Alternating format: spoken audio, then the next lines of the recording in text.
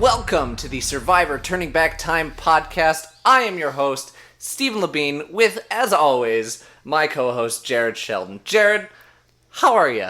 Stephen, can I play Total War Warhammer while we are recording the podcast? Absolutely not. Okay, then this needs to be a 13-minute episode.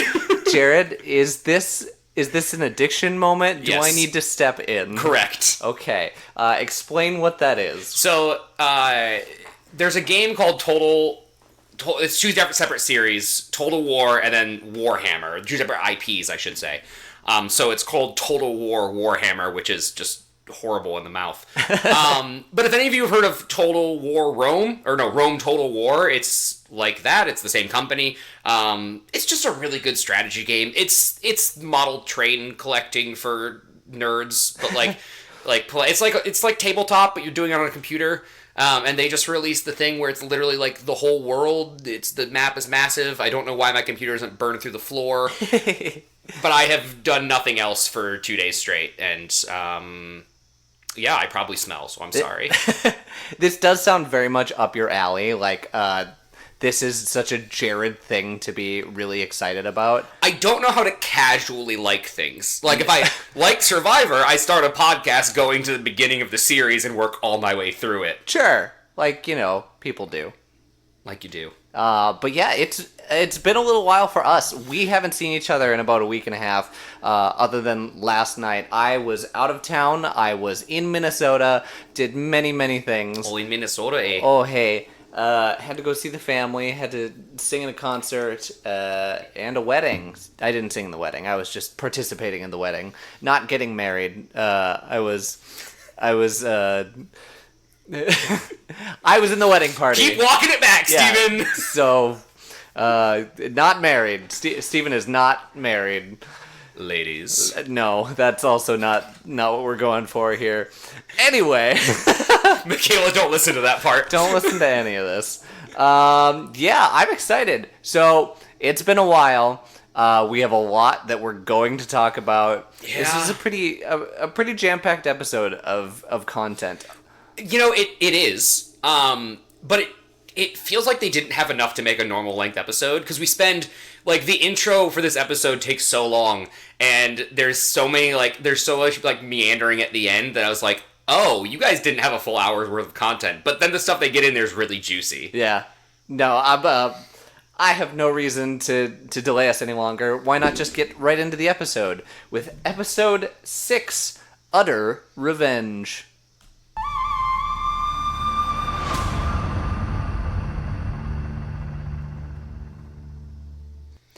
All right, so between last week's episode and this week's episode, or actually I did it wrong last episode, so I'll have to continue it this way till the end of the season, but I guess between this week's episode and next week's episode, a couple of actually pretty cool things happened.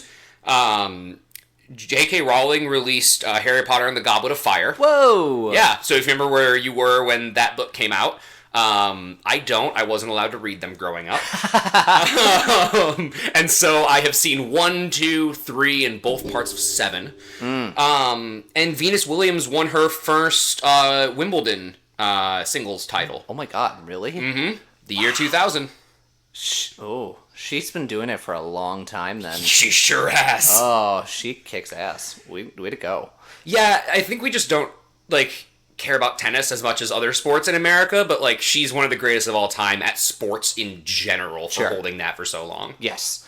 To be able to be at the top of your game for that long is impressive, and I hate that it also Tom Brady falls into that category. Oh, yeah, but he's really good. He's very good. So, wherever you were when Harry put his name in the Goblet of Fire. Oh yeah, it's my favorite. I love that. And young upstart Venus Williams comes onto the scene. Well, good. I would like to start off this episode with Jared. Do you have anything that you would like to walk back from the last at the end of the last episode? Yes, and kudos to the Survivor editors and producers. They knew what they were doing. They knew exactly what they were doing. I underestimated them. That being said, I'd like to walk into a PSA. Okay, go on. Hi there. Hi. This one's for the men. Sure. Oh. Ladies, you can skip forward. Hi there. It's your local podcast host, Jared. Maybe don't insult roughly half of the human beings that live on this planet and treat them as less than human. It will not do good things for you. Nope. This has been a PSA. Oh, thank you. Thank you for that PSA by Jared. Yeah, so we start off the episode jumping right into, you know what, it's a little bit down. So, I want to say one thing before we jump into that, though. Sure. It just hit me in that very long last episode, or like the recap that felt like it took like 10 minutes. Yep. How bad the torches this season look. They look awful. They look so bad. The like husk they use to snuff out the flame doesn't fit over them. They like did a close up on it and I was like, oh, that is hideous. It's like halfway between your run of the mill tiki torch that you would buy at Home Depot and a bowl. Yeah. It's just like a ceramic bowl on top of a stick. Now, one thing that really surprised me in that, again, ridiculously long intro was the merge. I didn't think they were going to tell them about a merge at all. I was like, oh, we're going to see a cast that doesn't know a merge is coming. Nope. They were told up front. They knew it was happening from day one. They knew when it was happening. They knew the day it was happening. It caught me off guard, too, to the point that I had to go and I had to look it up. Apparently, this is the only time that they tell them. Okay. And that next season onward, they shouldn't know in advance. However, I say that there are always extenuating circumstances. And people guess. Yeah. I'm glad that they change it because it really felt like this episode, even though I haven't seen the next episode yet, it feels like this episode is living in next episode's shadow. Yes. Everyone is just talking about, like, they're just waiting. They're just trying to get through the 3 days because they know that the big thing is coming. It's coming. Everyone's been told. The producers came in. They said, "Hey, in 3 days, tribes are merging. So whatever happens in the next 3 days is going to set the tone for what's going forward." And that really is a huge topic for Pagong. Are they going in with even numbers, or are they going in up 2? Right. And everyone's kind of relaxed about just like relaxing around camp. They're not except for one little comment about like them worried about Gretchen staying united, they're not really worried about it. They're like, oh yeah, we're just going to vote the other tribe off and then one of us will win. Which is always interesting because one of them is on the bottom. Mm-hmm. They don't know which one. Always. But one of there's always someone on the bottom, and that person is probably going to try to make a move. Maybe not this season. We'll see. And maybe they think that's Gretchen, or maybe Gretchen thinks that's her. I think Gretchen just doesn't care about alliances. But, sure. Yeah. Yeah, so what do you make of Kelly's analysis of, I don't think, in parentheses, Pagong is taking this seriously? I think Kelly is really smart. Yeah? I think Kelly, I don't think she knows how to play the game yet, but I think she's been playing a little more than I've given her credit for. Yeah, I think she's thinking about this group in bigger terms than just her tribe, which is really smart and not something that everyone would think about in the first season of Survivor. We're seeing, I don't know when her light bulb moment was, we didn't see it, but clearly she's had a light bulb moment at some point over the season, maybe it happened slowly, where she remembered that she's playing a game where there's $1 million on the line. We've seen that pop up in individual people's heads. Richard's, it was on from moment one. Rudy's felt like it came on this episode a little bit. Yeah, it's just interesting. Yeah. It's a lot, and I right off the bat, Pagong is playing a little cheeky because they say, "Hey, we want to kill all 3 of our chickens in the next 3 days so that the other tribe doesn't get any of it." Yep. That's their whole goal. It's not, oh, we really need this food. We need to eat it all so that the Toggy people don't get it. So those alliances tribe-based are very clear and very obvious. Yeah, I mean, we've talked before about how Rudy thinks that having alliances is sneaky, quote unquote, or Richard says that, like, I'm going to do something to be a little sneaky, and that is them all voting for the same person. Mm-hmm.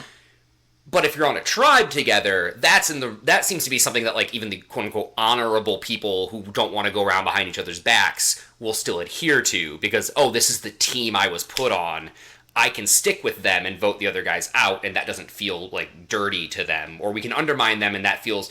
Probably because they've been more directly competing for 19 days by the end of this episode. Yeah. It really doesn't sink in, I feel like, for the average watcher to say, oh, yeah, I've been watching this weekly, and, like, it does drag on, but they have been competing for over 2 weeks straight. Mm-hmm. 2 out of 3 days, they're doing something where they are head-to-head with this other team. And we see that they've developed opinions about each other. We see them speculate about the other tribe. Susan. I love Susan. Susan's great. She has this moment where she says, she's like that Greg is psychotic, which again, yes, why is Susan the only one who sees this? She's not wrong. Why is she the only one that sees this? I'm watching Making a Murderer. And then she calls Jervis a pervert. Yeah. What? I think pervert may be a strong word, but, like, man, she's seeing something she does not like in Jervis. Yeah. I mean, same. But I don't think he's a pervert. Oh, don't you worry. We'll get to that. So, we come back to Toggy Tribe, and Rich is naked. Yeah. Rich says, I'm naked like 1% of the time. Mm-hmm. While naked. Yes, correct. He is full on butt-ass naked, legs crossed in front of a camera, on a log, just hanging out. Okay. Yeah. He is very confident in who he is. Not just in that moment, but like everything we see about Rich.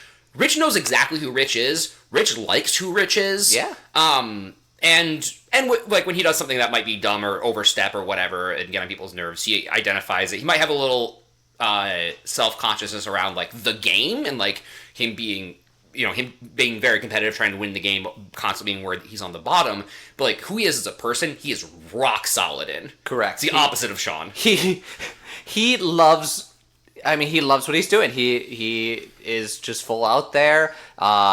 Nobody seems to like pissed off about it. The boys aren't too thrilled with it. I think Rudy is like, whatever, and Sean is.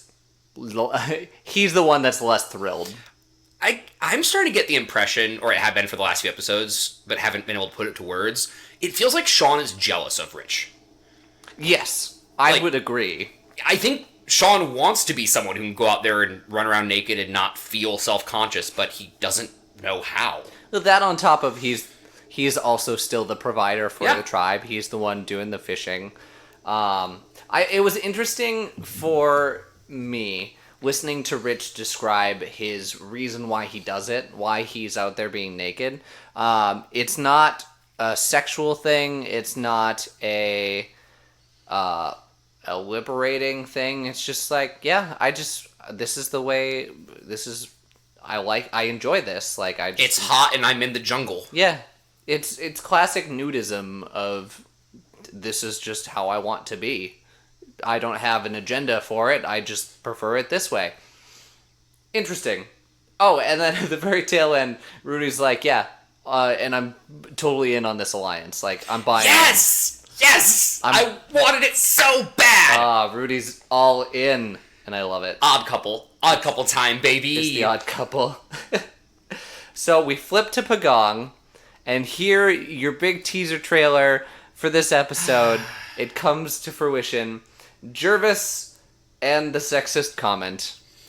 Would you like to go over what Jervis said? First of all, I wish we had the footage of him actually saying it. Correct. Because I want to see people's reaction in the moment. Yes. That being said, okay, so what Jervis says, and I'm probably not word for word here, but don't worry. It's only on tape, and I will have this soundbite of you saying this. So. Oh, great. Oh, no. Oh, no. Jervis' exact words, I believe, are, The only thing dumber than women are cattle. Yes. Hoo boy. Yikes. Big hoo boy. Stupidest thing next to cows. Yeah. And immediately, you're correct, they don't show him saying it.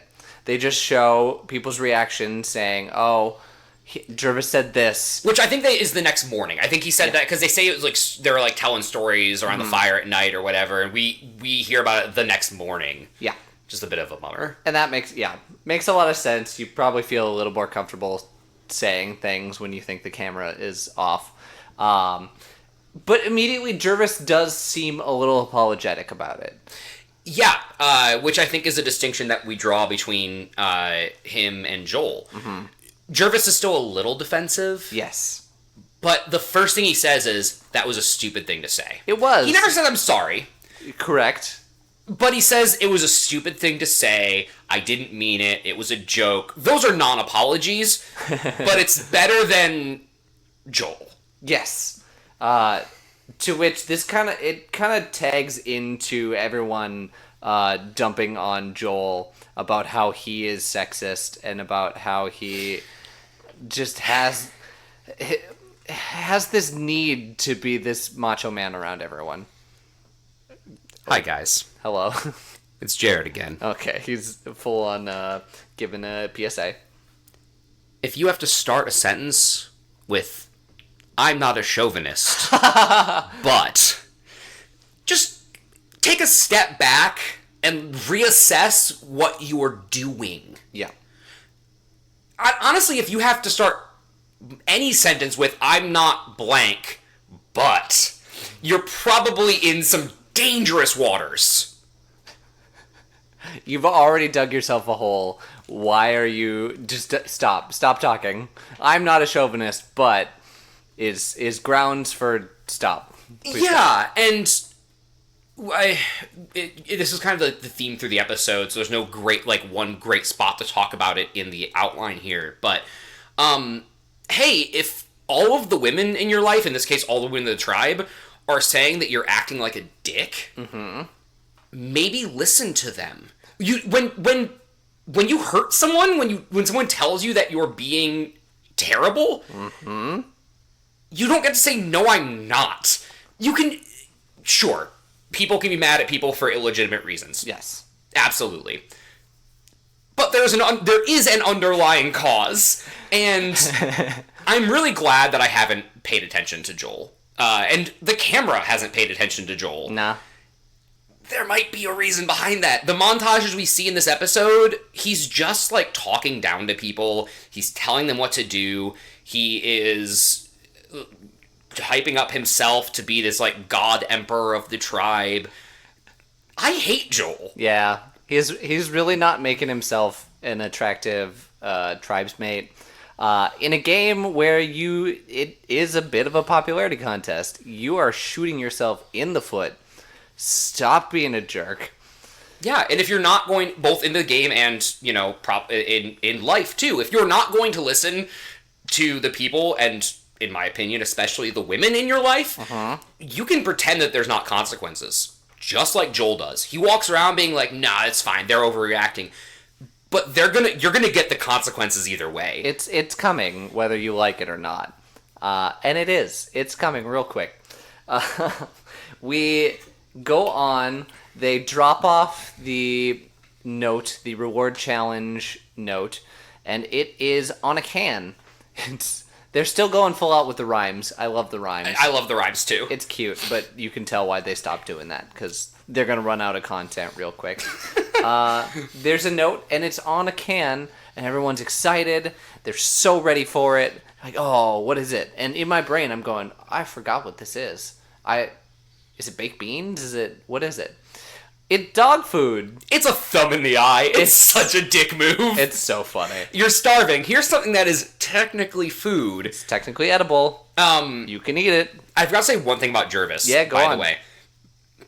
He does get by through a lot of this season so far, and this episode particularly, on his charm. Yeah. He's very charming. He's a very charming lad. And he's also very honest, both with himself and, I wrote down multiple times, like, Jervis, why would you say that? Not just the horrible comment, but also, like, he's doing his confessional, and he's like, yeah, I don't feel like I've done anything around camp. I just pretend like I'm fishing on the boat. Yeah. I haven't cooked once, and I'm like... He says it. He acknowledges all of that with no attempt to change any of it whatsoever. Nope. In a game that, once again, has a popularity element to it. Blows my mind. Absolutely blows my mind. Like, good for you, dude. He at least is aware and is acknowledging the things that he has shortcomings in, and is hopefully talking around his tribe saying, yeah, you're right, I should be doing that. Does he do it? No. Absolutely not. But, like I said, at least he was a little apologetic for the crappy comment. The bar's in hell. Which, I mean, all he had to do was be less shitty than Joel, so... Which, I mean, hey, maybe that's Jervis's MO, is be the second worst person in a room. Yeah, okay. I mean, like, not when I mean, like, you know, hey, he's not gonna be the worst person at his job. He's gonna be the second worst person. Or, like, he's not gonna be the person that comes in last on the mile in college or high school or whatever. He's gonna be the second to last. Like, Did you run the mile in college? I don't think I've ran a mile ever. I was like, what class is making you run a mile in college? I've been taking the wrong classes. I am well out of college. I feel like I need to say that at this point. Anyway, dog food. Rich eats the dog food. He tries to pretend like he likes it for like a second. Yeah. Can't even do it. No, it doesn't. It doesn't do him. Okay, Steven. Go on. You have to eat the dog food or the eel. Which are you eating? You can cook the dog food. You don't have to eat it straight out of the can like Rich does, like a sociopath. Am I cooking this? Yeah, no, you can cook both of them. No, like, am I personally cooking Yes. this? I'd go with the dog food. Okay. I feel, I mean, yes, the dog food is theoretically ready to eat. The eel, I would be concerned that I am preparing it incorrectly, cooking it incorrectly, and I will hurt myself in the process, or just do a poor job. Give yourself dysentery. Yeah. Okay. Like in the Oregon Trail.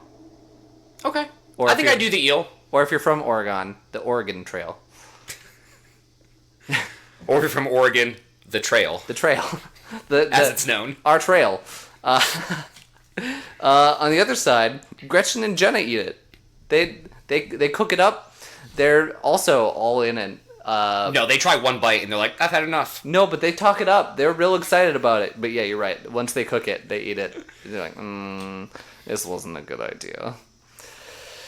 Nope. Honestly, it looked kind of good when they were cooking it. I was like, that could taste good. And then they tried it. I'm like, okay, no, never mind. Nope, not so much. So then we get to the Night Search Challenge. I don't know what the actual name is, but that's what I wrote down.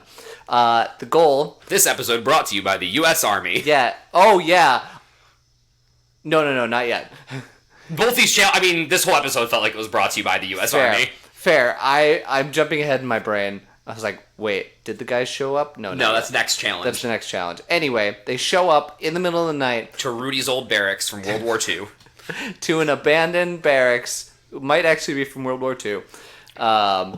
And their goal is to go through and search for 3 items in the dark, but they cannot get duplicates. And the way they explain it is if you bring back a duplicate, the other team automatically wins. Yep. I say this, and I will say it again.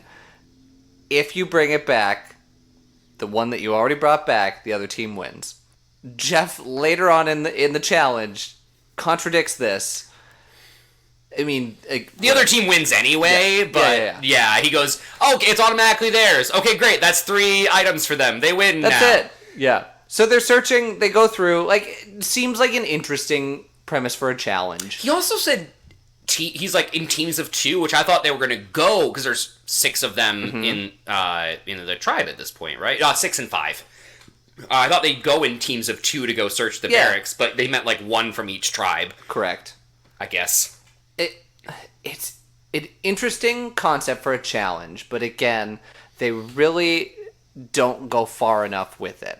They only have 3 items Yeah. for the 6 of them to search, 6 and 5. And it's like a one-room barracks. Like, Yeah. it's not crazy big or anything. You could easily make this so you could have 5 items. Everyone has to get 1. You could have a larger or multiple rooms, multiple buildings. Like, oh, I checked that one, but maybe there's something in the other one. But there's only 3 items. And yes, some of them are hidden in more difficult spots. I think the knife was hidden up in the rafters, which was difficult. But it's only 3. That's all they do. Yeah. I also love that he says 3 important items: a knife, a can opener, and a helmet. And a helmet. An army helmet. Clearly the most important thing you need on an island. Yeah. Just again, it's there. The premise is there, but it's not what it needs to be. Steven, Go on. what if that can wasn't dog food, it was just an MRE? What if that's how bad that MRE was? I mean, I've heard they're really bad. I've had an MRE. It's not pleasant. It's certainly not you going out and having a nice dinner somewhere, but it's edible. Okay. I'm sure anyone who has been in the military and has to use them would say I don't need to eat those ever again. Sure. But it is edible. Some are better than others, as it was explained to me. Some are the ones that people vie after and are excited for, and some are garbage. Could I tell you what those are? No, I don't remember. I had a high school physics teacher who was, I want to say Marine or military, just basic Army. Not entirely sure. But yes, he brought in MREs for everyone, and we partook in the MREs. If Rudy had been the one to lose the challenge, I would have thought he lost it on purpose so he didn't have to eat any MREs. I don't want to eat that MRE. Anyway, it's Toggy goes in. Toggy kind of has the advantage the whole time. They get their first 2. Other team gets their first 2. It's pretty neck and neck. And then Rich goes last. Rich searches, and he's searching for the can opener. He knows he's searching for the can opener. He finds the knife. He runs it back, gets real excited. Everyone's super excited until Jeff has to come over and say, that's not the can opener. He doesn't take the paper with him. Correct. That has, I'm assuming maybe what it looks like. I mean, I don't not. think it does. I think it's just a list. Did he even know that he needed the can? I mean, maybe. Listen. More people were yelling at him as he was running away. The can opener, and Yeah. that was the moment I knew he was not going to bring back the can opener. Correct. So listen to your tribe. This episode brought to you by listening. We don't do that here. Listening. In my 2000 Survivor, absolutely not. But yes, Sue is very, very loudly saying, get the can opener. I got the knife, you get the can opener. And I think he thinks he gets the can opener. Because everyone's super excited until they realize, oh, no, that's the knife. To which Jeff says, that's the knife, that belongs to the other team. That's all 3 for the other team wins. Instead of saying, you got a duplicate, therefore the other team just wins. Yay! Poor formatting, doesn't matter in the end, but still. And weird. No, it's the next challenge. It has weird 90s synth under it the whole time. I need Jeff to start talking during these challenges. I'm going to lose my mind. Figure it out, please. So Pagong wins an MRE, not an MRE. I think there are multiples. Few. Yeah, chocolate and some canned food. Yes. Nothing too exciting. The chocolate they're excited for, they eat the chocolate immediately. I did clock that there was a weird, they know they're merging, so they're trying to bond at the end of that challenge. As they're going, they, wave goodbye to each other and say, good job in that challenge, which I feel like has not shown up previously. It has all the energy of when you're at church and they're like, all right, now stand up and say good morning to the people around you. Peace be with you. Yeah, and also with you. Peace be with you. And with your spirit. Yep. Jervis feels the endgame is closing in and people need to stick together. Yeah, outside of them talking about just like sticking together, and this is the part where Gretchen it seems less committed to that. Correct. And I think if someone does flip from Pagong, it will be Gretchen. There wasn't really a whole lot interesting between the challenges. No. They just kind of show that little conversation. It was, Greg and Jervis by the fire being like, all right, it's either us or them. Mm-hmm. Like, we got to stick together. Yep. How'd that go for you? Yeah. You nailed it on the head. Like, Jervis feels it. Gretchen doesn't really want in on an alliance. And Gretchen has the Rudy approach where she's like, I'm going to vote... Well, the Rudy pre this episode approach. Yep. Where she's like, I'm just going to vote for who I vote for, and if it happens to align, great. Not the soundest strategy. Yeah. So... We already talked about Joel rubbing people the wrong way. Yeah. I guess that did happen between challenges. Yeah. And apparently all 18 days. All the time. Things that were used to describe Joel. Chauvinist. Yep. Golden boy. Mm-hmm. Condescending. I can see that. What I clocked is it was really interesting how they edited this conversation, because they brought back old videos of Joel throughout the whole game. This is where all the Joel footage was. Yeah, it was all right there.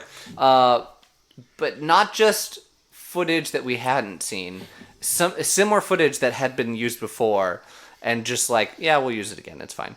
Like the spear throwing challenge. Yeah. Just the same shot that we've already seen. So, I don't know. Just seemed weird from an editing perspective. They didn't have anything else for Golden Boy, I guess. Golden boy. And then the U.S. Army shows up. Which is, that statement is usually not followed by good things. From after 1945 onwards, not a whole lot of good things happen after, and then the U.S. Army showed up. You're not wrong. 2 U.S. military guys in full regalia show up and give them their challenge. It was so bizarre. It's weird how they, don't... it would have felt less weird if they would have leaned into it more, mm-hmm. But it's just this, half commit to the bit of, bold challenges are Army-based, and, look, this is an Army or Marines obstacle course, and, that's it? Yeah. And I know that just because you're in the military doesn't mean that you are in full, formation, doing your exercises all the time. But, they seem very casual about all this when they're describing what they're going to have to do. Yeah, why have guys show up in uniforms if it's going to be a very casual conversation of, hey, here's what you do, here's your orders. Yeah. It's still, to me, it breaks a little bit of that fourth wall of, oh yeah, they're not really stranded here. Right. They're not really isolated.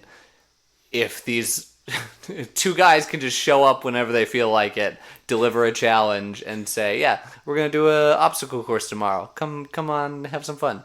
Excuse me, Steven. World history has taught me that the U.S. Army loves to show up in the jungle and mess with people, so... Yeah, but usually it's at the last moment, and then we claim victory. Mission accomplished. We did it. It was all because of us. Do we know if there's oil under Borneo? I don't want to know the answer to that question. Next bit. But Rudy feels the pressure. Rudy feels like if they lose, he might be going. Yeah. I think that's before he knows he's not going to be competing. Correct. Because he says, I don't have to be... He basically does the old, I don't have to be the fastest one, I just have to be faster than one person. Yeah. Or maybe I think I read my notes wrong, is that he doesn't feel the pressure that he's going to go home. He feels the pressure that he's going to let the team down. Yeah. And again, if this were a normal season of Survivor, yeah, you should be a little bit concerned, because everyone would usually have to compete. Yeah, and there's something interesting, too, that's probably going through Rudy's mind. This is something he probably, or did a very similar version to it, if not this exact version, 40 years ago? Mm-hmm. Or whatever. That's got to be kind of hard, honestly, to be like, oh, yeah, I mean, he's had decades to come to terms with the fact that he's old. He knows that he's old. But, like... Wait, what? But then having to face it and be like, oh, yeah, that thing that I did that no one else here has done, I'm going to be the worst at it because I am 897 years old. He's up there. Yeah. He physically is going to struggle in an all-out physical challenge. And, of course, that makes sense. Except he doesn't have to do it. Before we get into that challenge, I did write one note that I thought it was just hilarious. In that Jeff, when talking about merging, he uses the word unification. Welcome to the cult of Jeff. Oh, like, it caught me so off guard because from here on out, I'm sure he uses the word merger. Yeah. Or merge. Or merged. Unification is so bizarre coming out of his mouth. Really weird. And while we're on the topic of Jeff, I mean, first of all, his delivery is just bad right now. And he's obviously, we know what he becomes, and his like bravado and all of that gets a lot better. Say what you will about Jeff Probst, he is not lacking for like bravado or he's really good at putting a sentence together. Yes, articulate. But in this, he is not, and he is also horrible at transitions. He is so bad at transitions. We see it in the tribal. We'll get there. But, he asks the last question of the tribal.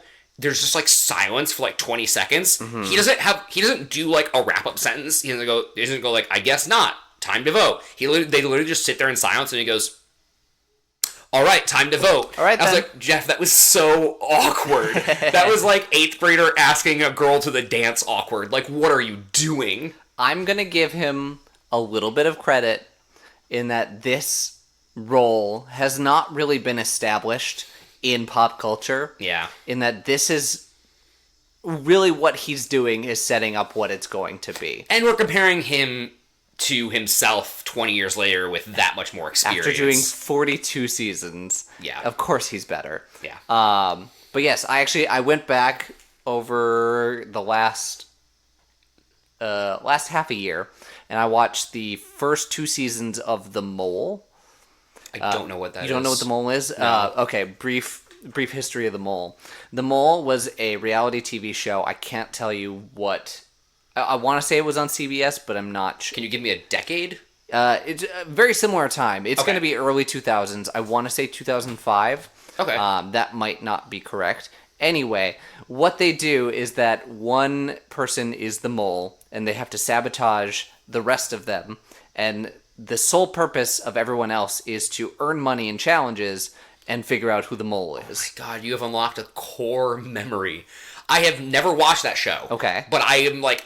seeing the ads on TV in my mind right now. Honestly, if you want to go back, good show. Hosted by Anderson Cooper in the first 2 seasons. Whoa. Yeah. But just like something to compare it to, it's very strange. And then it goes into Celebrity Mole, and it's not good anymore. Real bummer. Anyway, back on track. We're in the challenge. It's a full-blown obstacle course. It's a long challenge. It is a long challenge, but only 4 of them are competing. So Rudy gets to sit out. Who sat out? Jervis and... Colleen, I think. No, I think it's Jenna. Oh, okay. So, either Colleen or Jenna. I thought it was Jenna. But can we talk about how Jervis talks all this crap? He says, he's like, oh yeah, come on, make it hard for us. And then sits out of the challenge? Correct. What? Yes. What? Oh no, I wrote it down. The first 2 legs are done by Kelly and Sean and Joel and Jenna. Okay. But yes, it blows my mind. Only 4 races. I wrote with underlined 4 question marks. Only 4 racers. What are we doing here? We're wasting the time of people. Like, they should be punished for voting people out the way that they do. Like, if you have a poor physical tribe, that's on you. You still have to compete in the challenges. Although they did still get some punishment because they only got to sit 1 person out instead of 2. Yeah. Whereas Pagong got to sit out 2 people. Yeah. Again, don't know why they sat out Jervis. Yes. Don't know. But yeah, nothing was too over the top in this challenge. No. If you were to like imagine a military obstacle course, this is what it would be. A rope wall to climb over, ropes to go underneath to like army crawl underneath. With better editing, this could have been a really fun challenge to watch. Yeah. I did clock that the names for some of these obstacles were so funny. Unnecessarily funny. I don't know if they were trying to be ironic with this. The first one that gets said quite a bit. The blown bridge.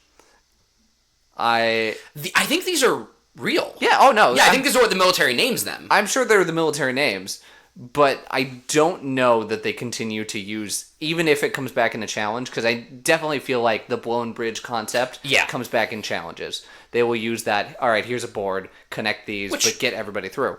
Also, the tough nut was just a high step. I'm 13. I know. Funny. It's real funny. For the most part, in the early challenge, Pagong is leading until the blown bridge. And the blown bridge, Toggy comes and they get a slight advantage because I think they figure out that one of the boards isn't as long. So they do it about a minute faster. Yeah.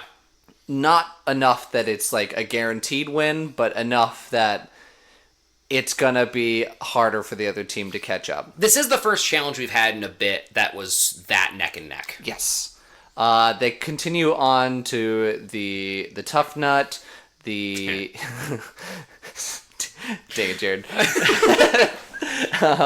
They have to go pick up a post. Rich looks like he's struggling a little bit. So, Rich is naked. Yeah, Rich wasn't naked. He wasn't naked, but he was definitely shirtless. And the only thing that made me think, oh, Pagong might catch up was Rich was kind of slowing him down. But they pick up the flag on a large log. They bring it to the end. And the end, again, super anticlimax. They just put it in. Yep. And then... the only climactic part of it was that Toggy got the flag stuck and had to, like, at the top trying to put it in, had to, like, stop and, like, rearrange and gave Pagong a second to catch up. But, yeah. Again, part on editing, part on Jeff just not giving his usual announcements. And just weird 90s synth music underneath it. We should get some theremin in there. It would sound fun. Can you just fill the next, like, 15 minutes with just you making ASMR synth noises? I mean, I can. We shouldn't. Do we want that? No. Nobody wants that.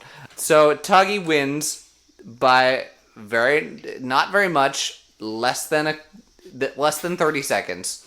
And then is told to go get your idol again from Why? From Snake Island.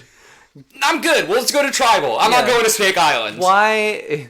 And they're told, if you find the snakes, that's where the idol is. And they had to push snakes away from the idol after they canoed out to Snake Island.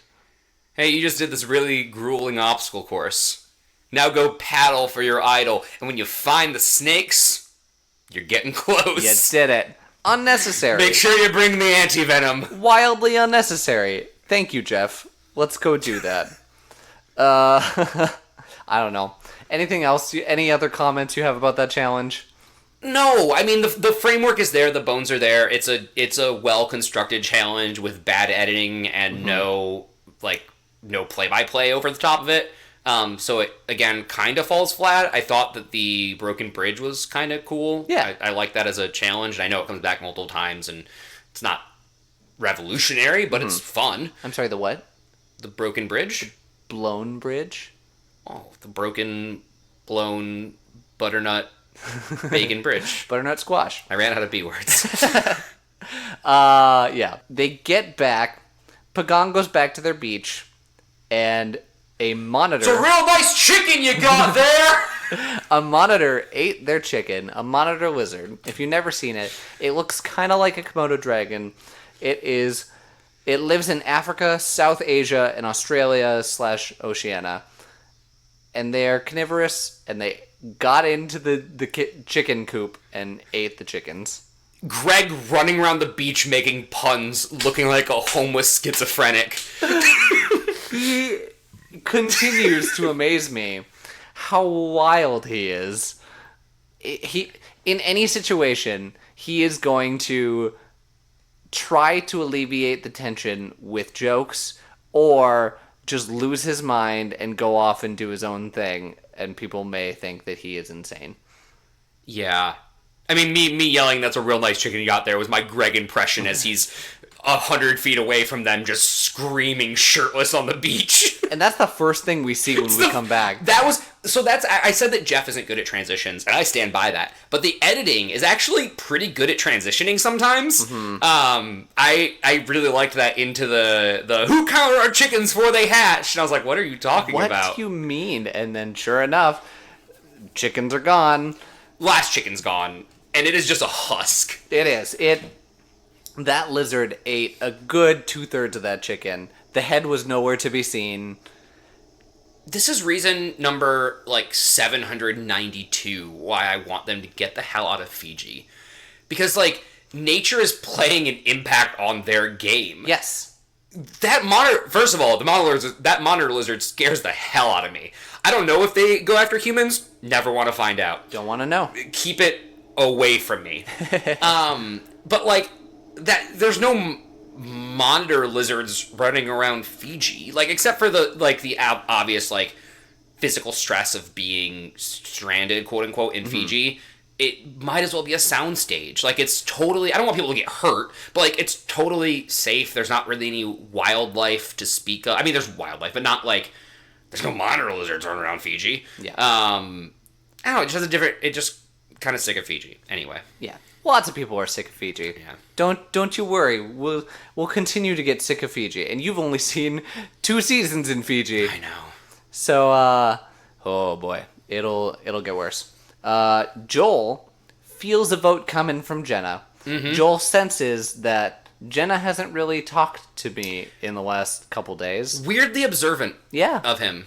He is in the game enough to sense that, oh, I might be in danger here, but not in the game enough to sense, oh, people don't like me because of the things that I am saying and doing. Or, people don't like me, I should do something about that. Yeah. Again, nobody talks about their votes. Nope. That we see. Nobody really has a plan. Nobody is game strategy. Hey, if you save me, I can provide this. I can, you scratch my back, I'll scratch yours. No. It's nothing. He just senses it and says, well, hope I survive. Yeah, anything else you want to say?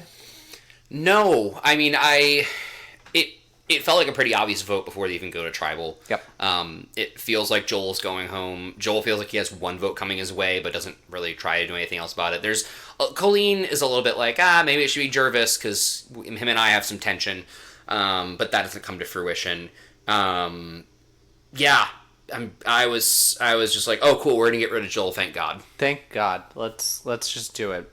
Also, does he have hair gel with him? His hair's always spiky. Did he just bring hair gel to the island? No. At least I don't think so. I don't know. I have shorter hair and have had shorter hair similar to that. Sometimes when my hair is just wet, it will do that. Oh, okay. You have nice, long, luscious hair. Oh, thank you. Very nice. Yeah. I also have unnecessarily straight hair where it will do whatever it decides it wants to do. So I kind of feel I see me represented there in the hair, not in who he is as a human. Please, let's take that audio segment, cut that, just put that in, just replay that whenever we need, we need to bring Steven down. Joke's on you. I do the editing here. Dang it. Yeah, no, I was like, maybe it's the year 2000. Maybe that's considered a survival item. Hair gel. Well, from every episode I've seen of Friends, that makes sense. They get to tribal.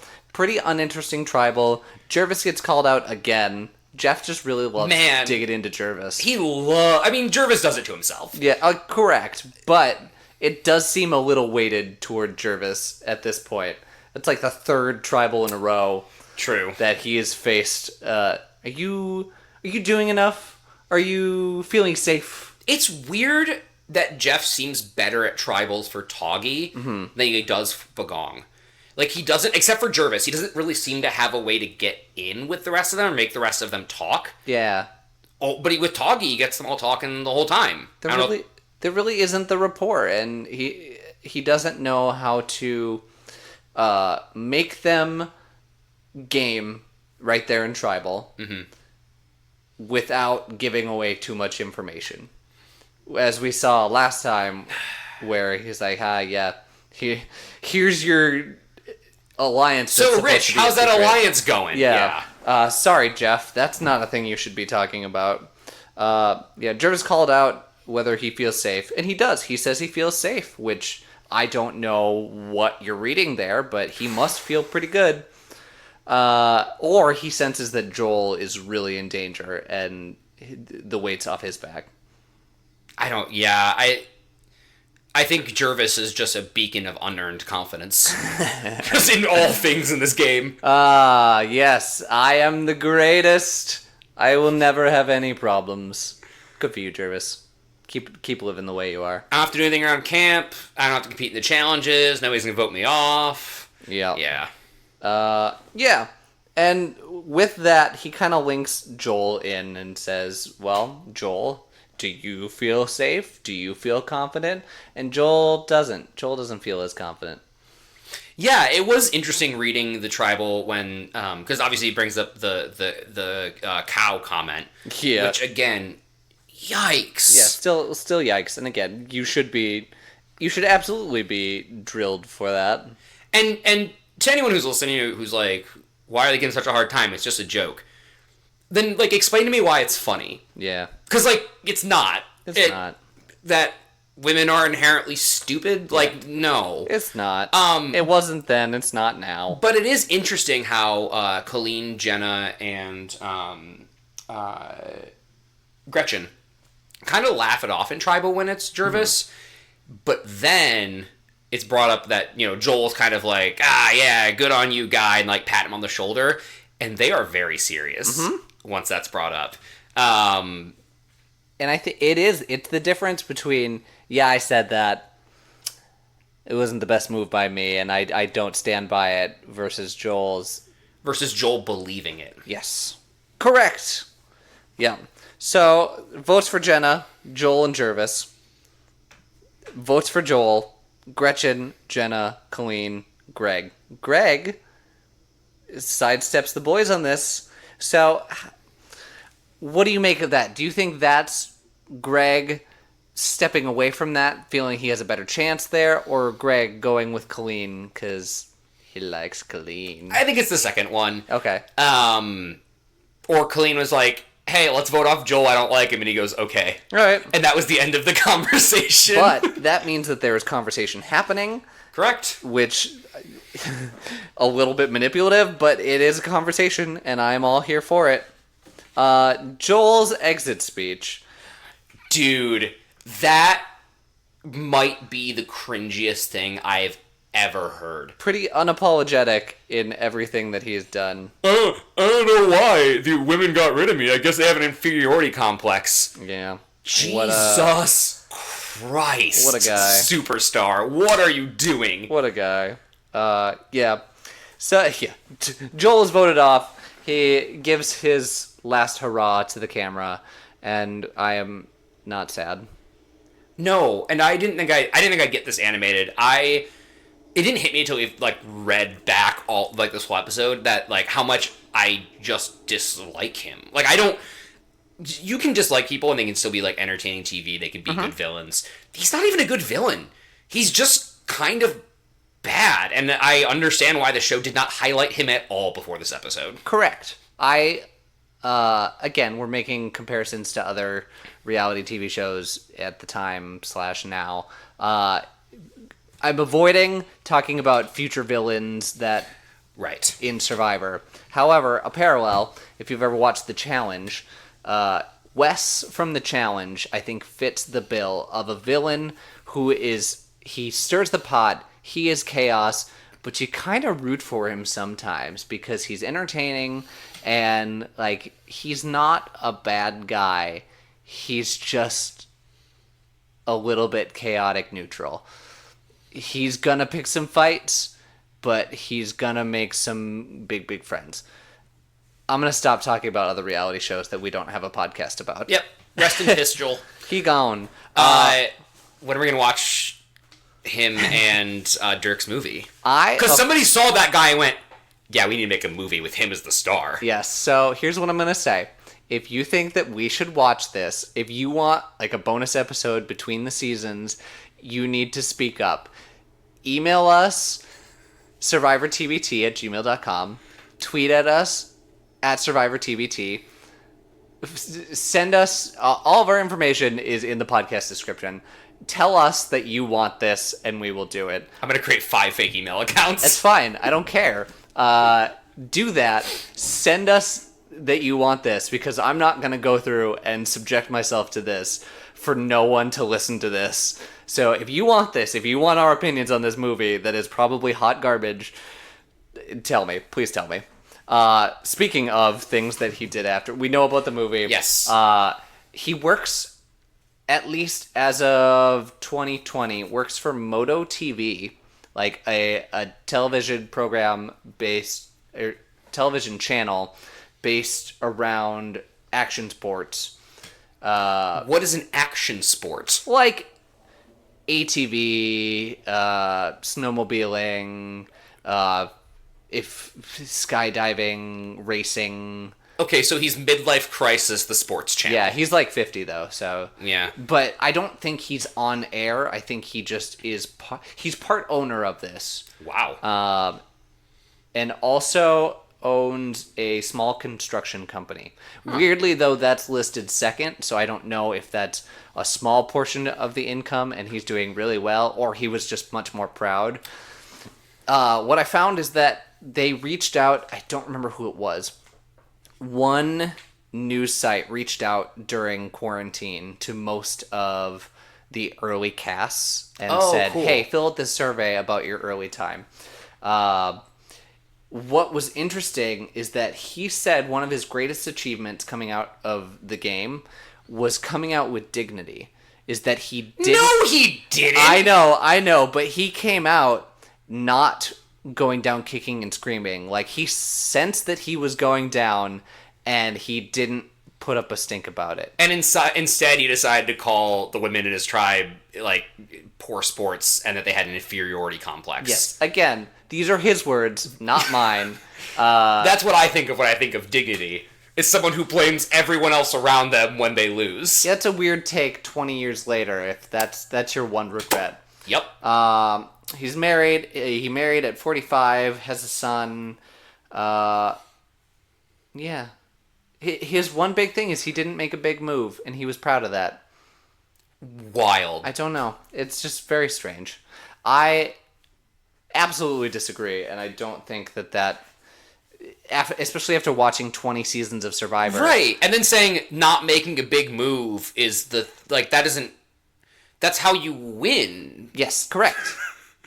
But I think in his brain, he thinks people would look at him differently if he was like making a big move for game's sake and like throwing someone else under the bus.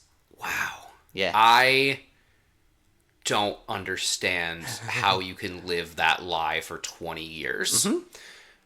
So, how do I think Joel would do in today's Survivor? Sure. Not very well. No. I mean, maybe it seems like he's a pretty driven guy. Mm-hmm. So if he wasn't such a jerk to all of the women and actually just people around him, it seems like he was really condescending to the men sometimes as well. Not as much, but sometimes. If you could shush that, a la a Jonathan in 42, who outright says, like, I need to not say stupid things in his confessionals. Maybe he makes it to, emerge or, like, just after emerge. But he would have to change significantly in the way that he treats people around him. It's the classic, hey, you would do really well if you just stopped talking. Yeah, I mean, he has the physical capabilities. He is good at the challenges. He has the physical capabilities. He is personable. Yeah, he's very charming. But Well, he's very charming when he wants to be. correct. That is the answer. Yeah. What else? What was the Protagonist of the episode. Yes. Who's your protagonist of the episode? I mean, it's sort of a three-way split here. Sure. It really feels like it's all three of the women in Pagong. Okay. But Jenna mostly. It does feel like Jenna was kind of driving the vote, and I think if Colleen or Gretchen had been driving the vote more, it would have probably, or especially if it was Colleen, it probably would have been Jervis over Joel. Okay. And yeah, I think she's put herself in a really good position. It is interesting that who I perceive as the protagonist is usually one of the people on the tribe that's going home, which makes sense. I think we see more of that tribe after the immunity challenge as well, and they have the most consequential decision to make. That tribe. It's usually the editing is set up so that you're going to see more of this person because you're not going to see any of them ever again. Well, or this tribe. Yeah. It's not always the person. Like Joel is not the protagonist of this episode. Correct. Things happened to Joel. Joel had no part in him, which is his greatest accomplishment 20 years later, apparently. Yeah. That's I'm excited to see what especially Jenna does the rest of this game. Yeah. I'm surprised you didn't say Jervis just with how much screen time he got in this episode. Yeah, but again, things kind of happened around Jervis. He put his foot in his mouth. Yeah, he did. But he wasn't really driving the show forward. Fair. All right. Anything else you have to say about this episode? No, I'm excited for the next one. Like I said, this one kind of feels like it's living in the shadow of the next episode. So, yeah. Hopefully this merges as hype as they hint it's going to be. It is interesting that, again, every single time it's been another tribe that went to tribal council. A merge is coming. So the numbers are even. Yep. It's go time. Start figuring out your individual game. I can't wait for individual challenges. Please, BB. Please. No, BB's not here. BB. Always in our hearts. Always in our hearts. Yeah. Okay, wait. Who would you rather have a dinner with? BB, Joel, or Dirk? I feel like BB because I would be I would be able to ask and manipulate an older person into telling me things rather than someone who is chauvinist and misogynist. That you could get some really interesting stories out of BB too, yeah. I'm sure. Not that BB isn't misogynist or chauvinist, but I feel like I could get more interesting stories out of him, or things like tell me about when you were young, versus Joel and Dirk, where he's like, you see, I fought in the Confederacy. Okay, well, maybe I'm wrong. Maybe I don't want to know about you. Yeah, that's it. That's it for this episode. Let's go on. Let's end the show.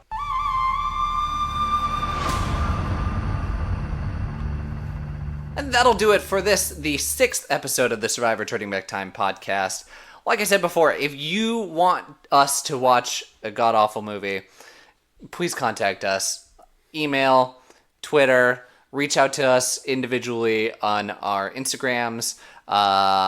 Yeah, there's a lot going on out there, and I feel like if you tell us things and you want to help guide the show into what you want it to be, or if you have ideas that you want to send to us, please send us that. I love input from fans. I would like to point out, and I would like to give thanks to our very first review on Apple Podcasts. We got a 5-star review. There are a couple more that don't have names attached that are also 5-star reviews, so thank you for doing that. If you want to rate us, go on and do that. You want to rate us on Apple Podcasts, you want to rate us on Spotify, or wherever you get your podcasts. However you're listening to this, go ahead, go do that. Rate us. Send us to your friends, send us to your enemies, send us to your mom. Check in on your mom. How's your mom doing? You should check in on your mom. Yeah, do that. Jared, do you have anything that you want to promote? My Instagram's Jared Sheldon 8. You can force us to watch bad movies by messaging me there, or emailing again, survivortbt@gmail.com. But I would like to plug asking your boss for a raise. Whatever you're getting paid, it's not enough. Ooh, it really isn't. Most likely. Just have the conversation and see what happens. I would like to promote.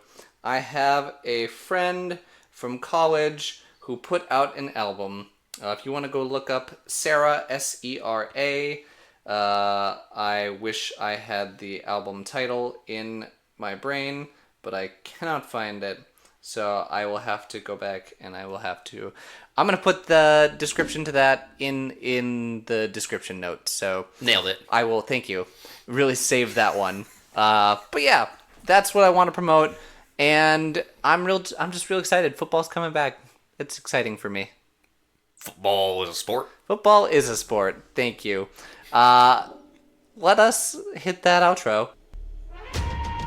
Thank you once again for sitting and listening to us for an entire hour talk about a show that I love and Jared is growing to love.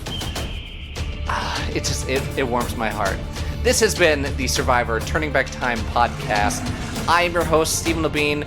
For my co-host, Jared Sheldon, we thank you for hanging out with us, and we will see you not next week, in a couple days. Yeah, on Monday. We'll be releasing on Thursdays and Mondays now. Yeah. Bye-bye. Bye-bye.